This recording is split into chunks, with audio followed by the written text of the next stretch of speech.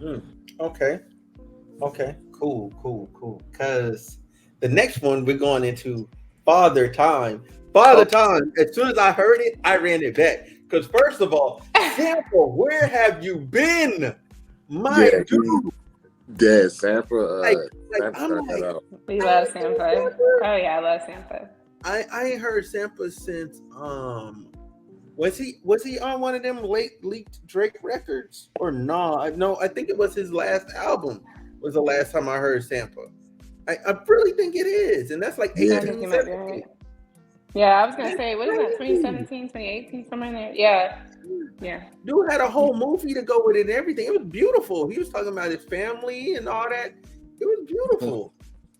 And then to see him on here, you know what I'm saying? And he doing sample things like just carrying the melody. I was looking forward to every time he came on, but to talk more about Um, the actual lyrics on the song. It's talking about like how y'all correct me if I'm wrong. This is the one where he's talking about like being a better father, being a good father, and then also like reflecting on his own father or lack thereof of a father and how that affects you. This is mhm. that record, correct? Yeah. yes, Mhm. that's Yeah, exactly. Well, yeah. This I don't know. Like, I think a lot of people like this record, but I think a lot of people honestly try their best to not listen to this because this is rough. This is rough because you really got to reflect on yourself. Like as a man, I'm just thinking as a man myself. Like listening to this like I don't even have kids, and this is rough because I'm thinking about kids I just impacted just in general. hmm You know what I'm saying? Because I'm thinking I'm like I'm an uncle. You know what I'm saying? Like Yeah, that's I have younger right. cousins. I'm like, dang. I'm like, have I been the best influence I could be? Mm. You know, yeah. and that's what it made me immediately think about. But y'all can go ahead. Um, the reason why I like Father Time, it definitely it kind of like what they call it, like pull up the floorboards of like stuff Mm-hmm. that I was thinking about as far as being a Yeah. father is concerned. Because I didn't think I was going to be a good father because Really? yeah, because I thought I was like mad nervous. I'd say that all the time. I even told my wife said like you thought you wasn't going to be a good father, and I honestly thought I wasn't. I thought I was going to fold up, be scared. I mean, Mm-hmm. I wasn't going to leave the house for a pack of cigarettes because I was in mine at Air Force Base. Because where was I going to go? But you know, so so like it was just went up the street and it just came right back. Like I mean, Mm-hmm. but nah, man, it's it was good to hear like how his past traumas is influencing him to be a better father. Because like I had to deal with my own personal past traumas of being like around at the time was a good father figure, and then learning like as I'm pulling through like the confines of stuff that I thought I buried down, I'm like that's not that's not a good way to deal with discipline, or that's not a good way to deal with trauma or emotions or something Mm-hmm. like that, and I think there was a part of the song, maybe correct me if I'm wrong, but I could have sworn it was something like about like pushing down your emotions, or like men don't cry type things. And it's Yeah. yeah, I definitely feel like it was some parts of that I'm like, nah. And my wife was the person who told me like, nah, if you need to cry, you need to go ahead and cry. It's good, it's strong, you're stronger when you show your emotions. And the fact that he is putting that into this album, or just into this song period, of how he dealt with his father trauma and trying to use that as a step up to be a better man for him or anybody that he's influenced around. I agree, Brian. Like Byron, like it's you don't know who type of influence like that that you may or may not affect. Because I didn't know that I was a good influence on like my little cousin, and my sister is influencing my little brother, and she's like they're both like in the same real well headstrong, but they taking things head on. And my younger cousin sees me as an influence because I didn't realize that I influenced him. Me and his father was like his main influence was like Mm-hmm. music, art, just dealing with trauma, not taking everything so seriously unless it needs to. And then after that, you just kind of like gotta break it down. Like, is it as serious as it is? Mm-hmm. If not, okay, why does it feel serious to you? you know, and it was a breath of fresh air. I'm not gonna lie, man. I read that thing back like 6 times. It was a rough record for some, but I was like, nah, I need to die. I need to go through this again. Yeah. It's beautiful, but it hurts because Heather, I'm gonna like the line you're talking about is because he starts off. He says, "Daddy issues. I hid my emotions. I never expressed myself. Men never should show feel." Is this the one you're talking about? Is that the That's the part? part. That's the Yeah, part. yeah. Yeah. Men never show feelings. Being insensitive never helped. His mama died. I asked him why he going back to work so soon. His first reply, "Son, that's life." And Bill's got no silver spoon. Yeah, that's the part. Oh, man. Look, I was like, I literally, I was in the car. I'm driving, like, hearing it for the first time, like on my way to work, and I'm like, do I even need to go to work? I got a comp day. I might I need, got a comment. I might need to take that. That's hilarious. Go Yeah. ahead, Heather. I just wanted y'all to take the floor on this one because I just feel like it's important for Black men to talk about the relationship with their fathers. Like, Larry, you've set the stage for us many times to be able to talk about family dynamics and trauma in the family, and I thank you for that. But yeah, like with my dad passing away in January, of course I'm thinking about my relationship with my father, but that's always seems to always be on the forefront of my mind for some reason. But yeah, just thinking about like now I have to kind of fill his shoes, and like when I'm realizing is that the sins of the father are passed down to the child, and like we often get like our only inheritance is trauma, and that sucks. It really sucks. It's painful. Mm, That's Because true. then that so then we somebody you clip know that. Whoever's watching, clip that. but No, for real, we're live honestly, on Twitch. Clip that. Dead ass.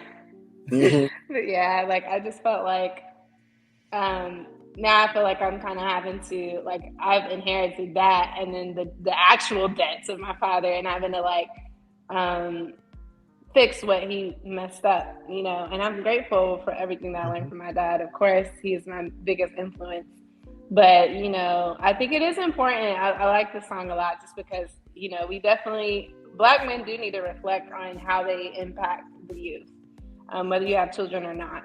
And I think that it was just really interesting to hear it from Kendrick, and now hearing it from you guys. How you feel about it. I'm just like, ugh. We definitely need this is something that we definitely, it's like a blight on Black society, on the Black community.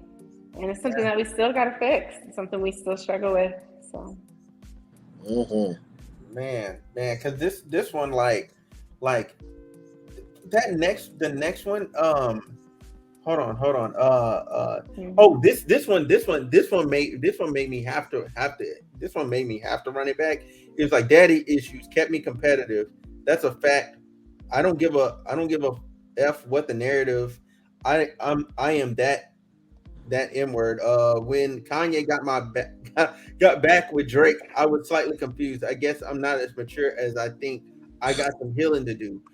Which show, no, no, so look, so that to me is like, okay, you see some people like they have beef, so you pick a side, but then you see that they've reconciled, and you don't understand it, and you're like, well, I thought we was at war, I thought we was beefing, what I'm saying? I thought, what I'm saying? But you see that more so like in like the I guess you could say like the hood or something, or just between people, or just in general, where people beef or whatever, but then they'll quietly reconcile, and then they'll come back out to the public, and everybody's like, or around the community, and they're not beefing no more, and everybody's confused, like, no, like keep that same energy, let's go. You know what I'm saying? Like everybody wants to see a fight, everybody wants to see a war, Yeah. but you know what I'm saying? Mhm. Nobody wants to be the person that's actually suffering behind that. Everybody cries when it's their turn, but when it's somebody else's turn, they're rooting for it to happen. Like, yeah, go Yeah. shoot him, go shoot him. Yeah, you need to go handle that. I go handle that. I do blah blah blah blah blah. You know what I'm saying? But a lot of people don't understand like the ramifications of it. So they advocate for that cycle of violence. It's funny because you remind me of something that you remember Hot Damn I Rock, right? Bro, yes. Okay. Yeah. So you remember there was a He's skit back that in the video. I love him, by the way. Mhm. And there's something that you said something about, like, everybody wants to, see it's almost like everybody wants to see the smoke happen, nobody wants to be in the middle of the fire. Mhm. And it's Mm. something that he said that it catches me every time. He's like, you are everything that you're not. So everybody's saying, like, yeah, beef. If that was me, I would have did that. But if you was really in that situation, wouldn't you really be the person to, like, take that type of heat and keep it going, or Mhm. are you gonna fold up? And normally, majority of the time, it'd be the complete opposite, like the Yeah. extreme opposite. Mm. Like, I done seen many of fights in my day. We were like, yeah, I'm about to handle him. I'm about to handle him, bro. I'm like, okay, calm down. You never know. Just relax. And then next thing you know, when the smoke starts to build up, they're like, no, I was just playing, dog. I was just really, I wasn't really that in the first place. You know what? Come on, can we just hug it out? Let's just hug. Yeah, let's talk about this. Let's talk Right. about this. You're like, oh, what was that? What Mhm. was all that stuff you said earlier, though?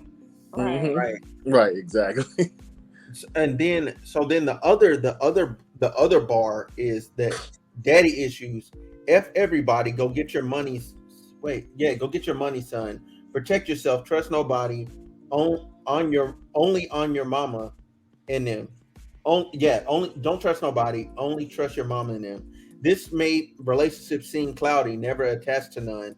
So if you took likings around me, I might reject the love. Like, talking about how effed up like your family life could affect all your relationships going forward.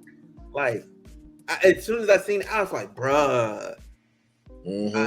I'm like, because I'm thinking about myself, like I I care and don't care at the same time. Like, I have a really weird dynamic, and what I learned is, like, when I care and while I care, like, I need to actually nurture that feeling and actually work on that. Like, because once I don't care, I can't come back. I literally can't come back to it. I'm the So same way. Yeah. I really have to nurture my own feelings, because I'm like, oh well, f you then, like, and I'm done. Like, I'm That's done. it. I'm just Right. completely off. I'm off. Like, I can fake the funk, but I'll never be back all the way what I was before. So I'm trying to, like, baby step myself feeling wise, That's good.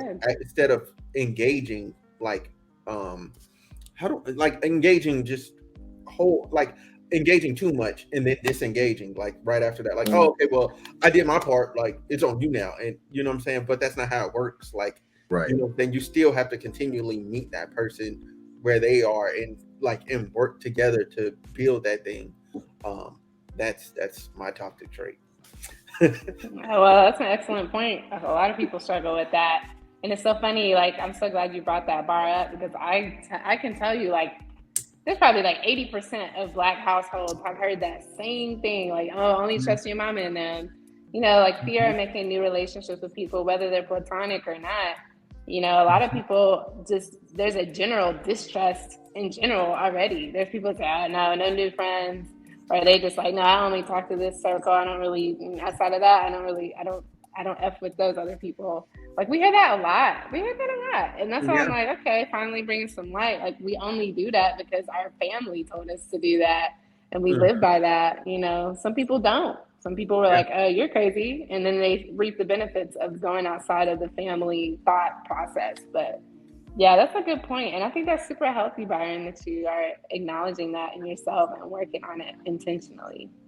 Yeah, yeah, because the best way is the people that I don't feel that way about anymore, just chop it. It's the healthiest thing to do. It's best for them, best for me. You know what I'm saying? It hurts temporarily, but it's feelings. They'll get over it. Because I'm already over it. Like, Yeah. You clearly are.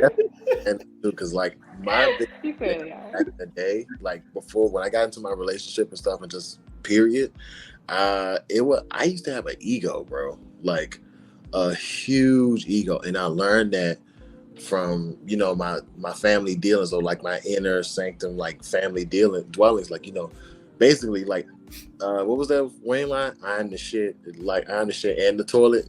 That I forgot what. I used to think about it like that, and, and boy, life and outside of your household issues, boy, when I tell you, humbled several times. Like, yeah, you shit, bruh. I used to, just for an example, I used to get told so many times, like, yeah, you a king, like shit from my peoples and stuff. Like, yeah, yes, I am with my art. And next thing you know, I meet my wife, and I'm showing y'all her artwork. And when this is before she got his daughter, this is just super. Like, look, if I'm Yamcha, she at the time was just Super Saiyan 1, and that wasn't even her fullest potential, bro. And I showed her my artwork, bro. And I was like, "What you think?" And she hit me with the, "It's bad, like it's real bad." Like, but my mama said, "Good, mama, what you mama picture? Like, boy, I drew this for you at school." Yo, bro. Like, what in the macaroni art is that? It was so bad, bro. And then it took like that whole humbling. I was like, nah, I'm actually kind of trash, bro. Like bro, when I took them goggles on, bro, and she done put me on game, like, yes, it's good to feel good about yourself. That's confidence versus cockiness and bravado and ego. Like, that'll get humbled real fast. Because, like, I walked out of school like, yeah, I did this, I did that. But I'm like, bro, that's high school. This is college, bro. You got to do this for money. And I was like, dog. And I was like, look, if I try to look at this across the street and show this to somebody, I'm like, yo, what, bro, the worst thing you ever do as an artist when you try to show them, like, yeah, this is a clear concept. And then you show somebody, like, yo, what is that?